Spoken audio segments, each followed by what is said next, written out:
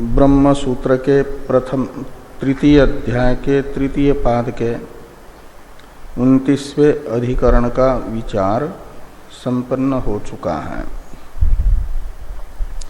30वें अधिकरण का विचार आज होना है। 30वें अधिकरण में दो सूत्र हैं। प्रथम सूत्र पूर्व पक्ष का है, द्वितीय सूत्र सिद्धांत है।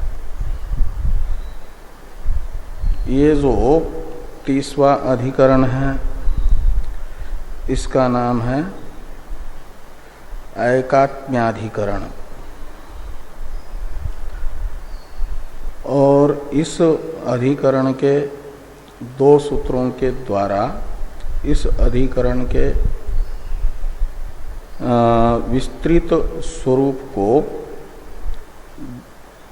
इन दोनों सूत्रों के भाष्य में भाष्यकार भगवान बताएंगे। उससे पहले इन दो सूत्रों के व्याख्यान रूप भाष्य से बताए गए विस्तृत स्वरूप का संक्षेप करके इस अधिकरण के संक्षिप्त स्वरूप को बताने वाले दो श्लोक भारती तीर्थ जी के द्वारा वैयासिक न्यायमाला में लिखे गए जो यहाँ छपे हैं, इनका उच्चारण तथा अर्थानुसंधान हम लोग करेंगे। फिर सूत्र तथा भाष्य के अर्थानुसंधान में प्रवेश करेंगे। तो पहले इन दोनों श्लोकों का उच्चारण करें।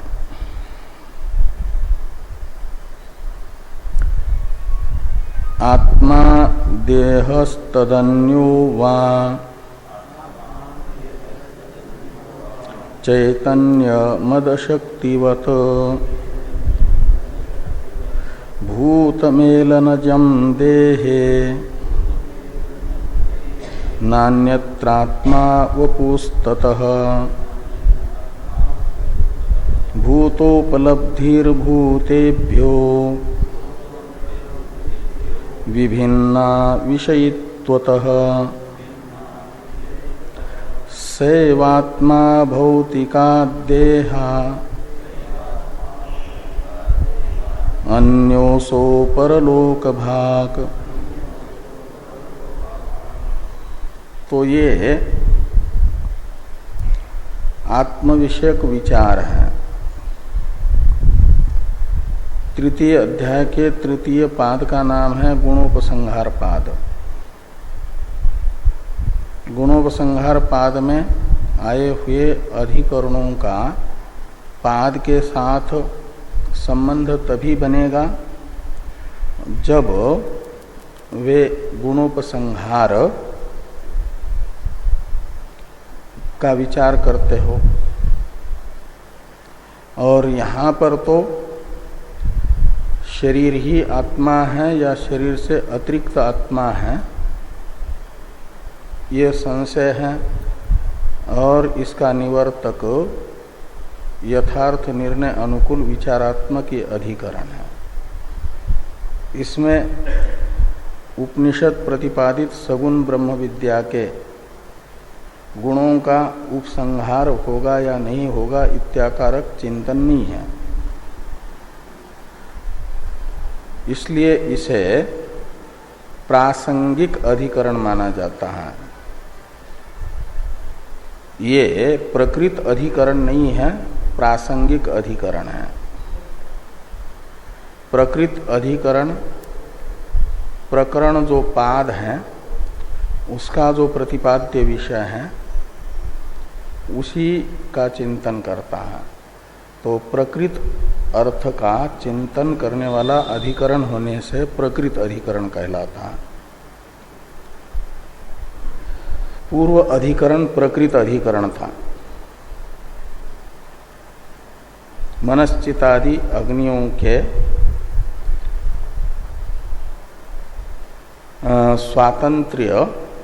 स्वतंत्र उपासना का चिंतन वहां पर हुआ, इसलिए वह प्रकृत अधिकरण माना जाएगा। और ये बताया गया कि मनश्चितादि अग्नियां पुरुषार्थ हैं, कर्मांग नहीं। तो कर्मांगत्व का निराकरण करके पुरुषार्थत्व बताया गया है? तो ये सब जो है गुण ही हैं। कौन से? ये मनश्चितादि अग्नियों में कर्मांगत्व जो बताया गया है उपासना के लिए गुण है। मनोवृत्त्यात्मक मनश्चितादि अग्नियों का मनोवृत्ति के रूप में ही चिंतन नहीं, अपितु कर्म पात्र और चयन और हवन इत्यादि रूप से चिंतन है। ये सारा चिंतन अनुबंध के समय जो बताया वो सारा चिंतन चिंतनीय जो अंगजात है, हाँ वो गुण है, वही गुण बनेंगे मनश्चितादि उपास्य अग्नि के, और माना जाएगा वो गुणोपसंहार है, गुण का विचार है, तभी तो उपासना होगी। उपासना का अर्थ ही है गुण चिंतनम उपासनम। तो वहां पर पुरुषार्थत्व बताया गया मनश्चितादियों में। तो जिस पुरुष के फल के लिए मनश्चितादि अग्नियों का वर्णन है, उस पुरुष के स्वरूप का निर्धारण करना है कि वो पुरुष कौन है। इसके लिए ये प्रासंगिक अधिकरण है। पूर्व अधिकरण के साथ इस अधिकरण की प्रासंगिक संगति टीकाकार बताएंगे। तो मनश्चितादि अग्नियां जिस पुरुष के फल का साधन है वह पुरुष कौन है, इस पर विचार है। इसलिए आत्मा शब्द से यहाँ पर पुरुष को ही लेना है, वही विषय है इस अधिकरण का, आत्मा। और आत्मा शब्द का अर्थ है पुरुष। तो वह आत्मा देह ही है या तदन्य? तो देह से अतिरिक्त आत्मा है, हाँ? हाँ हाँ। उपासक क्या? आत्मा, पुरुष यानी आत्मा। वह आत्मा शरीर ही है या शरीर से अतिरिक्त है, उसका स्वरूप निर्धारण करना है। जो आत्मा पदार्थ निश्चित होगा उसका फल साधन ये मनश्चितादि अग्नियां होगी। तदर्थत्व तो उसमें मनश्चितादि अग्नियों में सिद्ध होगा। तो आत्मा को विषय बना करके ये संशय बताया गया कि आत्मा देह तद अतिरिक्तो वा तद अन्यो वा। तो देह ही आत्मा यानी पुरुष है या देह से अतिरिक्त पुरुष है, ये संशय हुआ। तो विषय और संशय दो अंश यहाँ पर हो गए। पूर्व पक्ष बताया जा रहा है कि वपुहु आत्मा, जो प्रथम श्लोक के उत्तरार्ध में चौथे पाद में नान्यत्रात्मा वपुस्ततः, इसमें वपुस् आत्मा वपुः, ये दो पद हैं पूर्व पक्ष की प्रतिज्ञा। पूर्व पक्षी कहते हैं कि वपुः यानी शरीर ही आत्मा है। क्यों? तो कहते हैं ततः, ततः का अर्थ है तस्मात् कारणात्। तो कारण क्या है? ततः इस सर्वनाम से ग्राह्य उसे बताने के लिए ये चैतन्यम से लेकर के नान्यत्र यहाँ तक का शब्द प्रयोग है। ततः शब्द से ग्राह्य अर्थ को बताने के लिए। तो कहते हैं कि भूत मेलनजम चैतन्यम, चैतन्यम विशेष्य है और भूत मेलनजम ये उसका विशेषण है, चैतन्य विशेष्य है।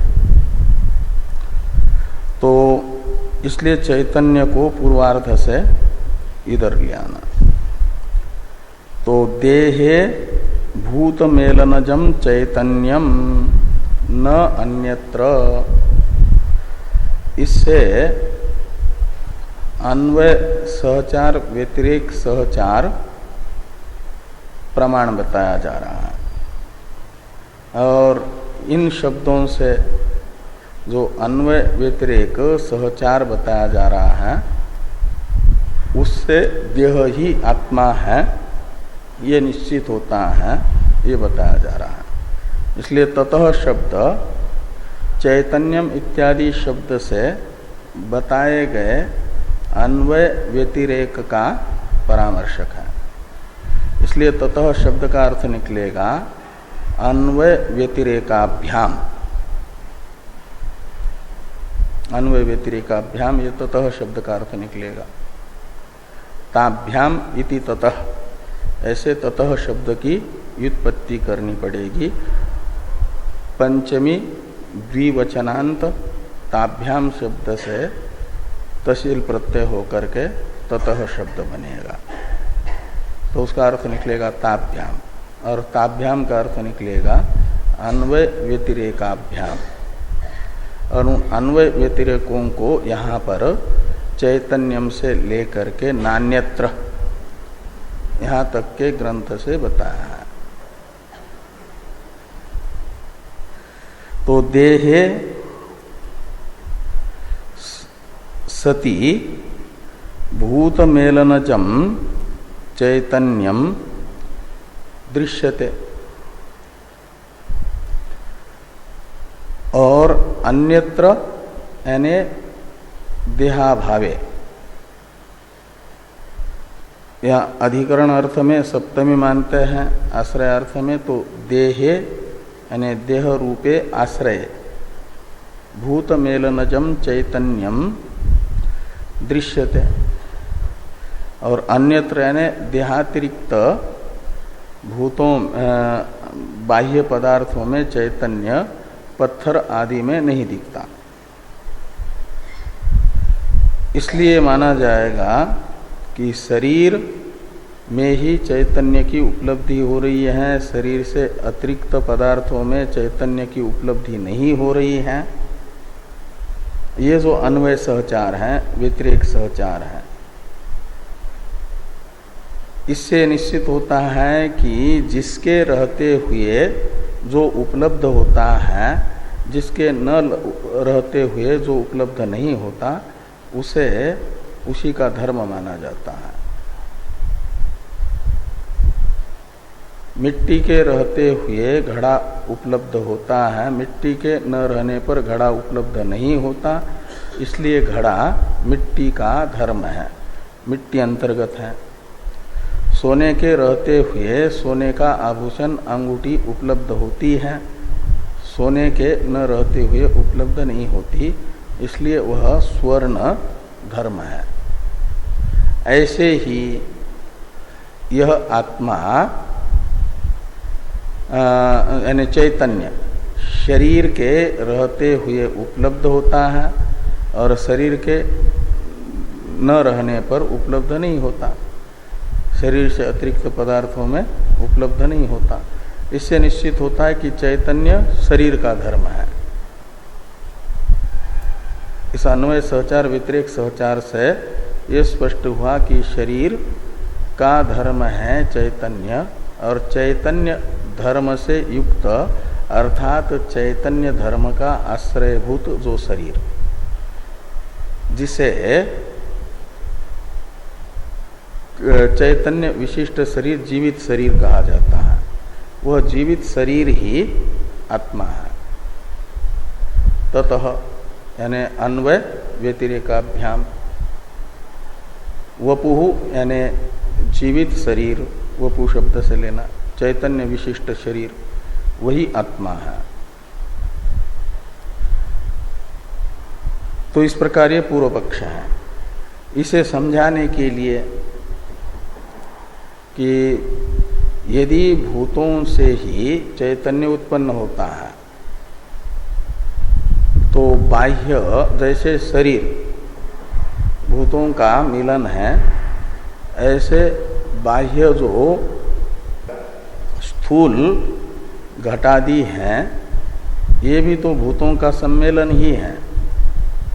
उनमें भी अपंचीकृत पंच महाभूतों से पंचीकरण पूर्वक वो स्थूल पृथ्वी आदि बन करके निष्पन्न हुए हैं, तो उनमें भी भूतों का सम्मेलन है। तो उसमें भी चैतन्य दिखना चाहिए, क्यों नहीं दिखता? तो कहते हैं वो भूतों का सम्मेलन होने पर भी जैसे एक विशेष सम्मेलन होता है तो अलग एक विशिष्ट धर्म उत्पन्न होता है। पान जो खाने वाला होता है वो हरा, चूना सफेद और कत्था अलग कलर का, और उन सभी को मिला करके फिर चबाते हैं तो जो रंग बनता है वो एक अलग ही रंग बनता है। ऐसे शरीर के आकार में एक विशेष सम्मिलन हो जाता है भूत विशेषों का, तो चैतन्य प्रकट होता है। सब संघात रूप से प्रकट हुए भूतों में नहीं, शरीर रूप से एकत्रित हुए भूतों के समूह में चैतन्य को उत्पन्न करने की शक्ति है। इसे समझाने के लिए मद शक्तिवत ये दृष्टांत है मूल श्लोक में ही। तो जैसे कुछ द्रव्य विशेष होते हैं, उनके चूर्णों को यदि मिलाते हैं विशेष रूप से तो उनमें उनके सम्मेलन से एक मद की यानी नशा की शक्ति उत्पन्न होती है, और वो सम्मिलित चूर्ण कोई लेता है तो उससे नशा आती। नशेली जो दवाएं होती हैं ये अलग अलग उनका चूर्ण ही तो है, तो वो चूर्ण ही ऐसे ही खा ले अलग बिना मिलाए तो मद शक्ति नहीं होगी। इसके लिए कहा कि जैसे एक विशेष मात्रा में और विशेष अवस्था में चूर्णों का सम्मिलन हो जाता है तो मद शक्ति उत्पन्न होती है। जैसे ऐसे ही ये भूतों का शरीर के रूप में सम्मिलन हो जाता है तो उससे चैतन्य प्रकट होता है, और उस चैतन्य से विशिष्ट शरीर को आत्मा कहा जाता है। ये पूर्व पक्ष हुआ। सिद्धांत बताया जा रहा है दूसरे श्लोक में। तो सा एव आत्मा, ये सिद्धांति की प्रतिज्ञा है। सा एव आत्मा, तो सा ये सर्वनाम है। पूर्वार्ध में बताई गई जो उपलब्धि है, भूतोपलब्धि, उस भूतोपलब्धि का परामर्शक इसलिए सा शब्द का अर्थ निकलेगा भूतोपलब्धि। उस भूतोपलब्धि को ही भूतोपलब्धि रेव आत्मा, ये सिद्धांति की प्रतिज्ञा है। देह और एवकार देह का व्यावर्तक है। पूर्व पक्षी जिसे आत्मा बताना चाहते हैं उसका व्यावर्तक है ये एवकार, जो भूत या भौतिक नहीं अपितु भूत भौतिक से विलक्षण भूतोपलब्धि है। वह भूतोपलब्धि आत्मा है। भूतोपलब्धि कहते हैं भूतों के ज्ञान को, और वह भूतों की उपलब्धि शब्दित जो भूतों का ज्ञान है वह भूतांतर्गत नहीं होगा, भूतों से अतिरिक्त होगा। भूत का अर्थ ये पृथ्वी आदि पंचभूत, सूक्ष्म और स्थूल, इनको भूत शब्द से लेना, और इनकी उपलब्धि है इनका ज्ञान। भूत विषय है, उपलब्धि विषयी है। विषय कहते हैं प्रकाश्य को, विषयी कहते हैं प्रकाशक को। विषय कहते हैं भाष्य को, विषयी कहते हैं भासक को। उपलब्धि है भासक, प्रकाशक, और भूत है प्रकाश्य, भाष्य। उन्हीं को विषय कहा जाएगा। विषय, भाष्य, प्रकाश्य, वेद्य, ये पर्यायवाचक शब्द है। विषयी, प्रकाशक, भासक, ज्ञान, उपलब्धि, ये पर्यायवाचक शब्द है। और ये नियम है कि विषय से विषयी भिन्न होता है, दृश्य से दृष्टा भिन्न होता है। घट को देखने वाला घट से भिन्न है। ऐसे भूतों को देखने वाला उपलब्धि है देखने वाला अवभासक, विषयी को दृक्। हाँ, तो आत्मा को विषय बताया, भूतों को विषय बताया है।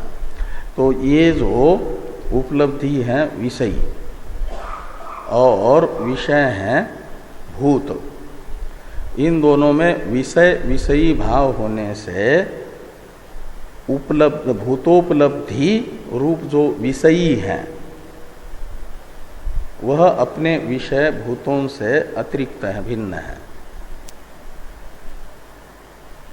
और वो इसे कहा गया पूर्वार्ध में कि भूतोपलब्धिर भूतेभ्यो विभिन्ना, ये प्रतिज्ञा है एक अनुमान की।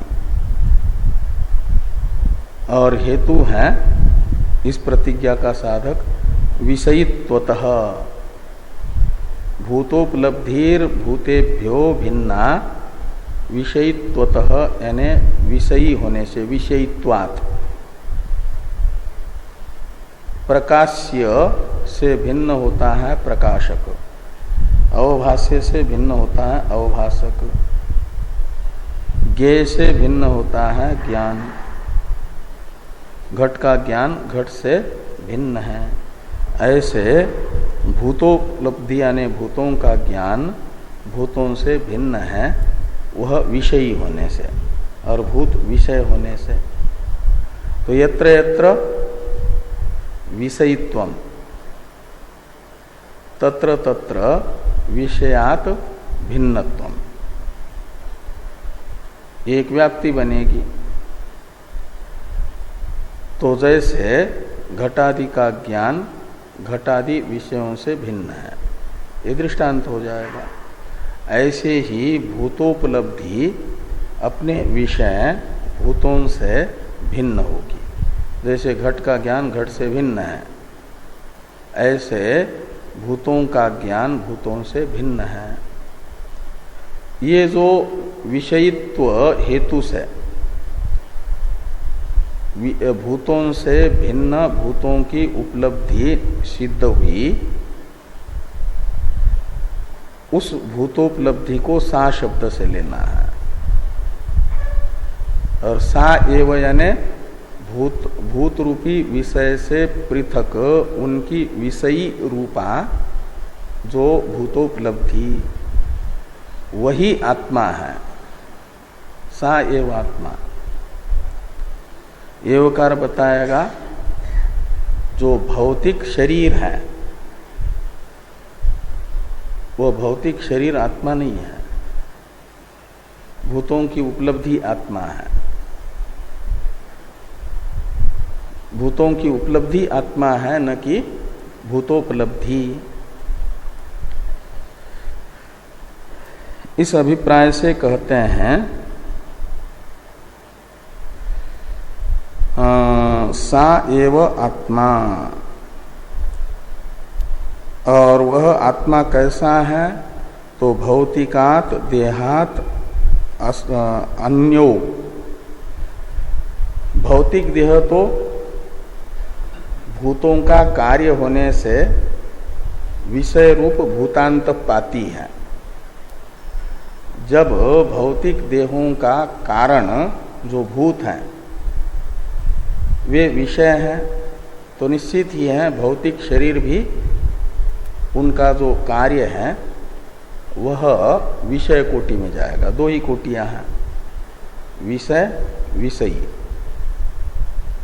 तो देह विषयी कोटि में न आकर के विषय कोटि में जाता है, क्योंकि भूतों का कार्य है।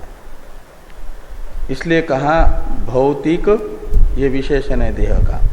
भूत कार्य होने से देह जो विषय कोटि में अंतर्भूत है वह विषयी रूप जो भूतोपलब्धि है आत्मा तदात्मक नहीं होगा, अपितु उससे अलग होगा। विषय रूपी देह से उसका विषयी आत्मा अलग है। तो भौतिका देहात अन्य, और वो जो भौतिक शरीर से भिन्न आत्मा है वही परलोक भाग असौ, यानी वह उपलब्धि रूप आत्मा जो देह से अतिरिक्त है उसे असौ शब्द से लेना, देहातिरिक्त आत्मा, वह परलोक भाग है। परलोक शब्द से यहाँ पर स्वर्गादि एवं मोक्ष दोनों को लेना। आत्मलोक भागी भी और स्वर्ग नरकादि भागी भी वह शरीर से अतिरिक्त आत्मा है। हाँ हाँ, परलोकम भजते यानी प्राप्नोति इति परलोक भाग, परलोक का अधिकारी। फल भोगने के लिए जो परलोक प्राप्ति के साधनभूत कर्म हैं उन कर्मों का फल भोगने के लिए परलोक में जाता है। और यदि ज्ञान की साधना करके ज्ञान प्राप्त कर लिया तो ज्ञान का फल प्राप्त करने के लिए मुक्त हो जाता है, मोक्ष भागी है। तो भोगाप वर्ग का अधिकारी आत्मा वो शरीर से अतिरिक्त है, चैतन्य विशिष्ट शरीर ही आत्मा नहीं है।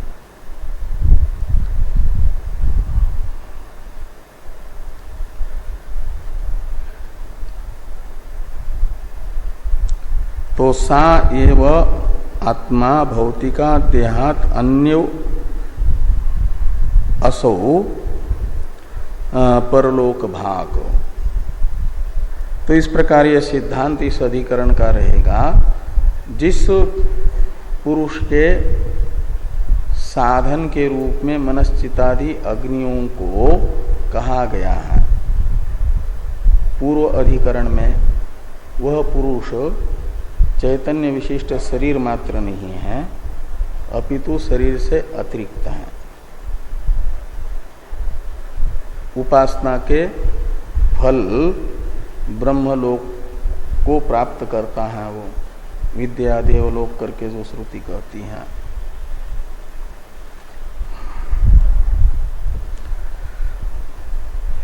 तो फिर अन्वय सहचार व्यतिरेक सहचार का क्या होगा पूर्व पक्षी के?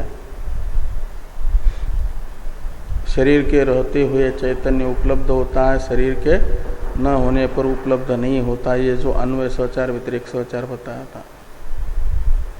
कहा कि ये अन्वय सहचार व्यतिरेक सहचार अव्यभिचरित नहीं है, इनमें व्यभिचार है। शरीर के न रहने पर भी शास्त्र कहता है कि जीव जो चैतन्य है वो चला जाता है स्वर्ग आदि में। कर्मानुगो गच्छति एकः जीव एकः धनानि भूमौ पशवश्च गोष्ठे देह नारी गृहद्वारे सखा श्मशाने देहश्चितायां परलोक मार्गे कर्मानुगो गच्छति जीव एकः। तो देह ही यदि आत्मा होता तो देह तो चिता में भस्म हो जाता है, लेकिन यह कर्मानुगो गच्छति जीव एकः परलोक मार्गे।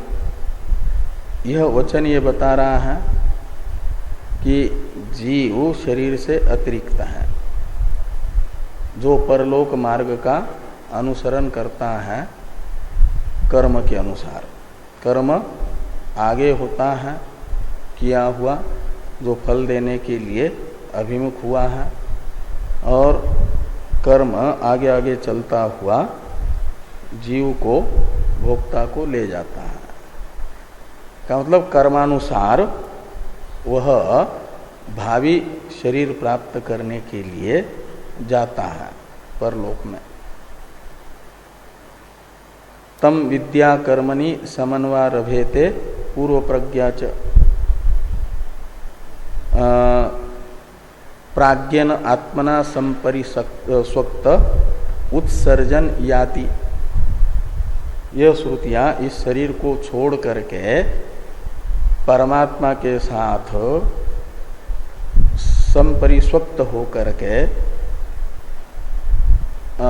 जीव वैसा जाता है इस शरीर को छोड़ करके। छोड़ते समय कैसा? तो कहते हैं जैसे पहले जो बैलगाड़ी होती रही, पुरानी बैलगाड़ी में बहुत अधिक वजन डाल करके चलाते हैं तो वह आवाज करती हुई चलती है। ऐसे ही कर्म और वासनाओं का बहुत सारा वजन ढो करके जब ये चलता है शरीर छूटने के बाद, तो उस गाड़ी के तरह आवाज करता हुआ चलता है। तो ये श्रुति वचन और स्मृति वचन यह बताते हैं कि शरीर से अतिरिक्त आत्मा है इस शरीर को छोड़ करके आने जाने वाला। स समान सन उभो लोको अनुसंचरति इत्यादि श्रुतियां ये बता रही हैं कि शरीर से अतिरिक्त आत्मा है। वासांसि जीर्णानि यथा विहाय नवानि गृह्णाति नरोपराणि तथा शरीरानि विहाय जीर्णान्यन्यानि संयाति नवानि देहि। यह गीता भी ये बता रही है कि शरीर तो उन वस्त्रों के तरह है। जैसे एक ही जन्म में कई एक वस्त्र पुराने छोड़ देते हैं, नए धारण कर लेते हैं, तो जिन वस्त्रों को त्यागा जा रहा है, जिन नए वस्त्रों को धारण किया जा रहा है, वस्त्र को छोड़ने वाला, धारण करने वाला ये वस्त्र ही मैं हूँ ऐसा नहीं समझता। वस्त्र मेरे हेय उपादेय हैं, पुराने वस्त्र हेय हैं, नए वस्त्र उपादेय हैं। ऐसे ही शरीर है, कहते देही यानी देह से अतिरिक्त जो आत्मा है वह इस शरीर संबंधी भी और अन्य शरीर संबंधी भी, जैसे माला के मणियों में पिरोवा हुआ धागा वह परस्पर भिन्न सभी मणियों से अनुसूत होने के कारण जो एक दूसरे से व्यावर्त्य है, भिन्न है, व्यावर्तमान है, उनसे अनुसूत धागा उन सब से अलग है। ऐसे ही इस शरीर से भी और इस शरीर से पूर्ववर्ती शरीर से भी और इस शरीर के बाद वाले शरीर के साथ भी संबंध रखने वाला आत्मा उस माले के धागे के तरह है। माले के धागे का जैसे माले के प्रत्येक मणि के साथ संसर्ग होने पर भी वह हर एक मणि से अलग है। ऐसे पूर्व जो शरीर त्यागा गया, वर्तमान में जो धारण किया और भविष्य में जो करेगा, इसको छोड़ करके उन सभी शरीरों से आत्मा अतिरिक्त है। ये सारी कई एक युक्तियां हैं। तो श्रुति, स्मृति और युक्ति से देह से अतिरिक्त आत्मा सिद्ध होता है। शरीर के न रहने पर भी, पूर्व शरीर नहीं रहे लेकिन हम हैं। और गीता में उपदेश इसी से प्रारंभ है, नत्वे वाहम जातु नासम। इस शरीर के उत्पत्ति से पहले शरीर तो नहीं था, लेकिन हम नहीं थे। भगवान कहते हैं ऐसी बात नहीं है। द्वितीय अध्याय के 12वें श्लोक से शरीर से अतिरिक्त आत्मा है, इसी का उपदेश दिया है भगवान ने। ये शरीर नहीं था तब भी पहले हम थे, तुम भी थे और ये राजादि लोग भी थे सब, लेकिन ये शरीर नहीं थे। तो शरीर के बिना भी आत्मा है। और न सेवन भविष्याम, ये शरीर नहीं रहेगा तो भविष्य में हम नहीं रहेंगे, ऐसी बात नहीं है। इससे कह रहे हैं कि शरीर भविष्य में न रहने पर भी हम रहते हैं, का मतलब देह के बिना भी हम रहते हैं। इसलिए देहाभावे चैतन्य भाव ऐसा यदि होता तो व्यतिरेक सहचार माना जाता, लेकिन शरीर न रहने पर भी चेतन स्वरूप आत्मा रहता है।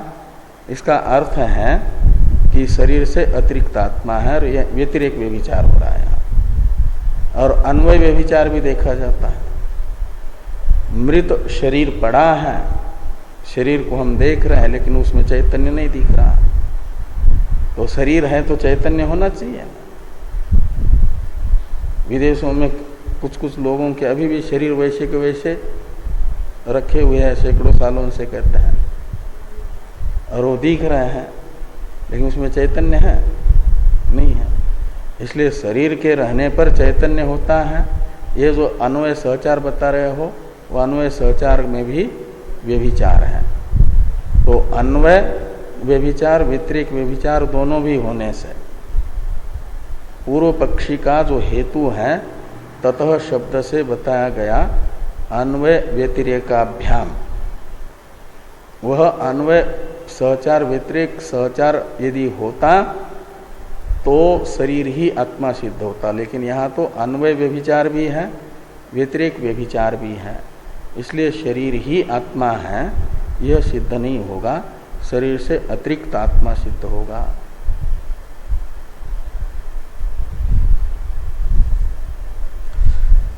इस अधिकरण का अवतरण लिखते हैं टीकाकार। टीका को देखिए, मनश्चिदादीनां पुरुषार्थत्वम उक्तम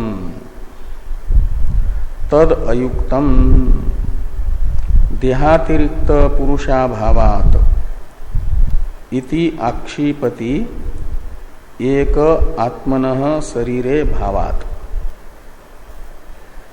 तो कहते हैं मनश्चितादि अग्नियों में पूर्व अधिकरण से पुरुषार्थत्व तो बताया गया। लेकिन ये मनश्चितादि अग्नियों में पुरुषार्थत्व बताना अयुक्त है। का मतलब युक्ति से विरुद्ध है, युक्ति विरुद्ध है। क्यों कहते? इसलिए कि देहातिरिक्त पुरुषाभावात, जो शरीर को ही आत्मा मानते हैं, वे कह रहे हैं चैतन्य विशिष्ट शरीर रूप शरीर से अलग कोई पुरुष न होने से, पुरुष का अभाव होने से, देहातिरिक्त पुरुषाभावात इति आक्षिपति, ये आक्षेप करते हैं।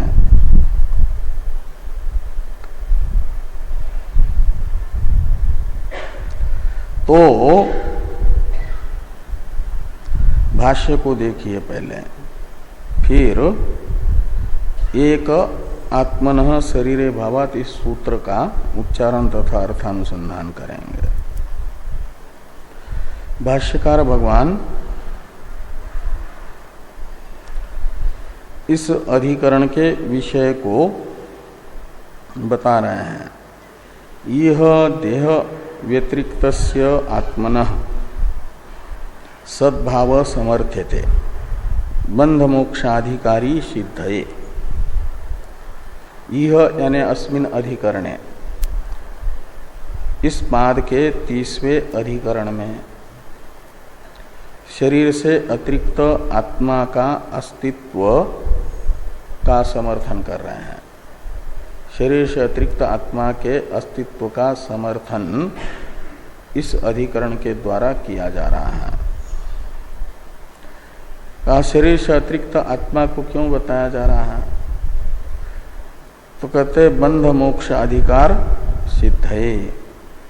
बंधाधिकार, बंध के अधिकारी यानी संसार के अधिकारी की सिद्धि के लिए, सिद्धि कहते हैं निश्चय को, परलोक के अधिकारी की सिद्धि के लिए और मोक्षाधिकारी की सिद्धि के लिए शरीर से अतिरिक्त आत्मास्तित्व को सिद्ध करना जरूरी है, आवश्यक है।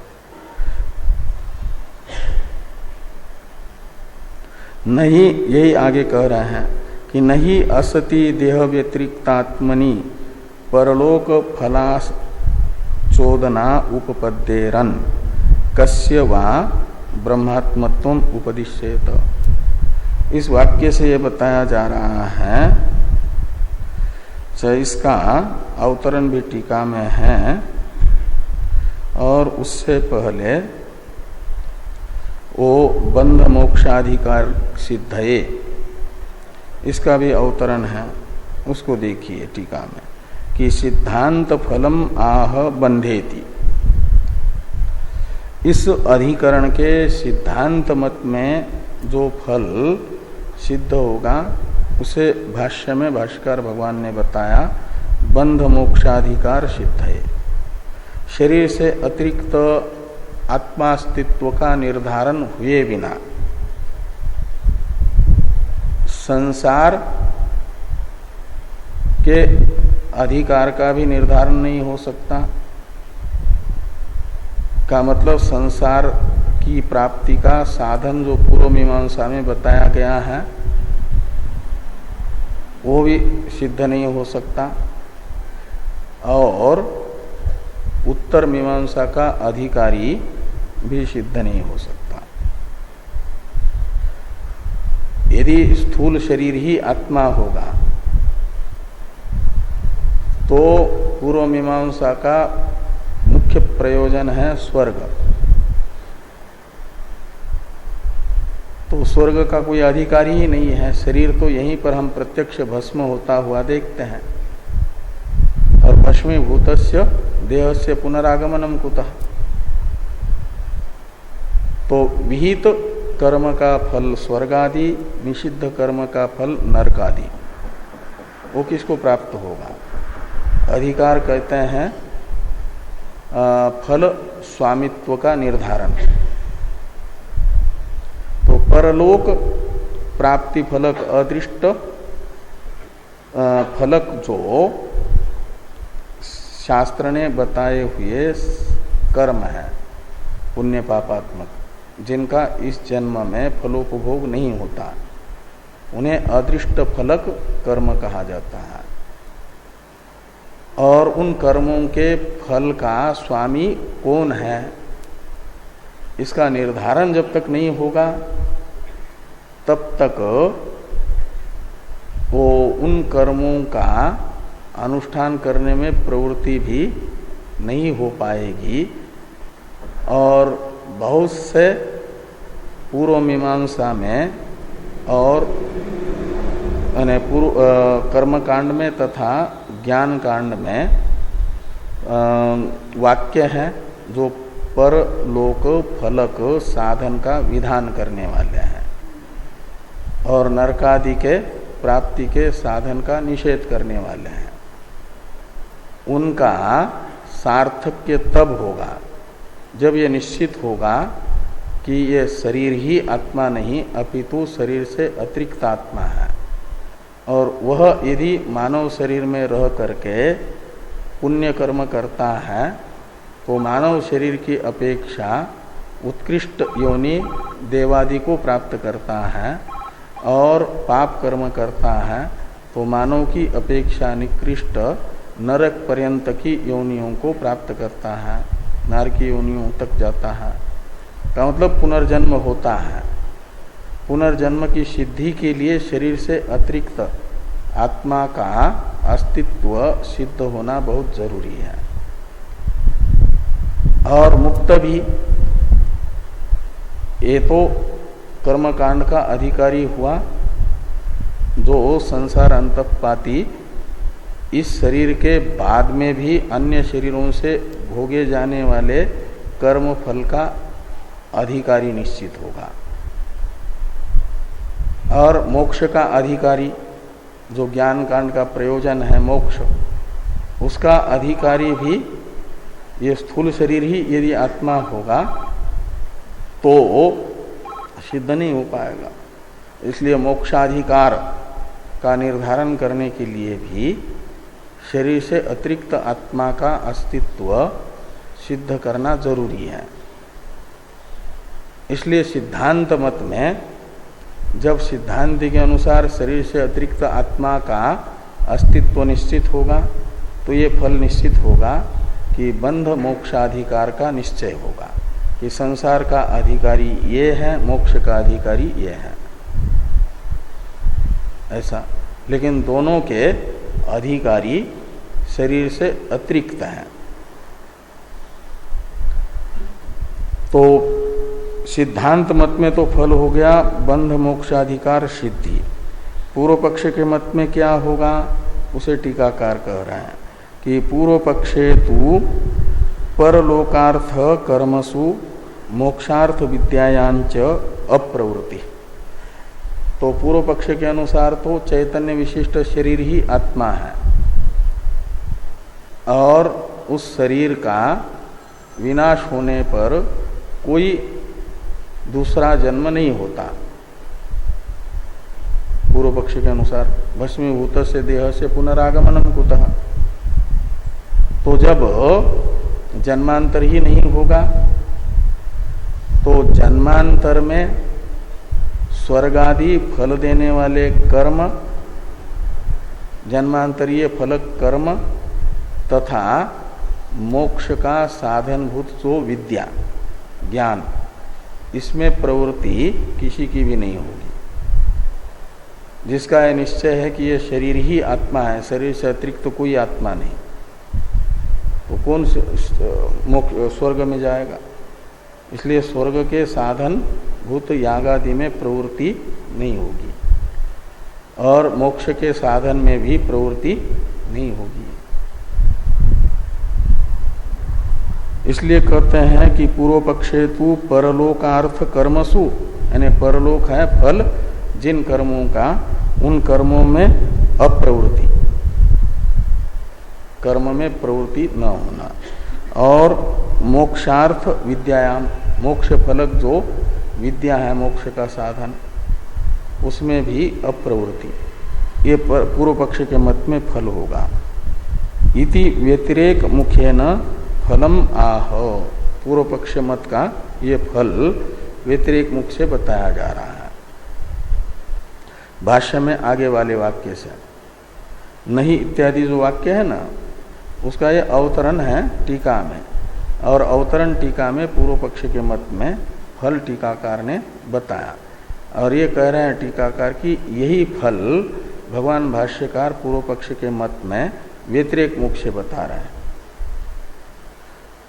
तो नहीं असति देह व्यतिरिक्तात्मनि परलोक फलाश्चोदना उपपद्येरन कस्य वा ब्रह्मात्मत्वम उपदिश्येत। तो कहते हैं असति देह व्यतिरिक्त आत्मनि, देह से अतिरिक्त आत्मा का अभाव होने पर, देह को ही आत्मा मानने पर, परलोक फलाह चोदना का मतलब परलोक स्वर्गादि के प्राप्ति का साधन बताने वाले विधि वाक्य, उन्हें कहा जाता है चोदना विधि। ये पर्यायवाचक शब्द है, प्रेरक वाक्य।